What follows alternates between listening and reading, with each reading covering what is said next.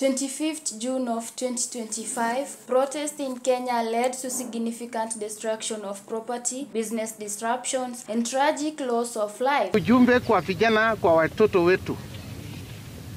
Katiba imetupea njia ya demonstration, peaceful demonstration, na hivyo ndio waliambia watu jana.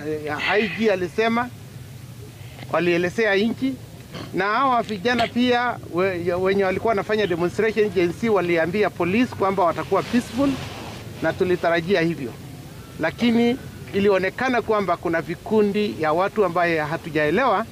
Lakini sisi kama idara ya security tunasema tutaanza uchunguzi, imeanza, na tutafuata hadi tupate wale watu ambao wako na nia nyingine ambayo sio peaceful demonstration. Clashes between demonstrators and security personnel led to at least 12 confirmed fatalities, with over 165 people injured. Property damage was extensive, with numerous vehicles ablaze, public buildings vandalized, and shops being looted. Wakakuja na tools.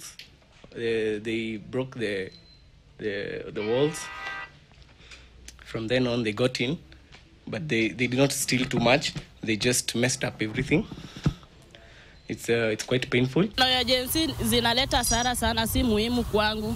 Labda ni muhimu kwa hao watu wa agency, lakini kwangu nimepata hasara nyingi sana. Mali za watu zimeharibiwa, kuna watu pia wamekatwa, vijana wengine walikuwa wanajaribu kuvuka barabara kuwakisha moto. As well, the economic activities were disrupted. Widespread anxiety, unstable economies, and pressing demands for justice and government accountability have all been brought on by the unrest. Reporting for TAS TV, Minyi Khaan.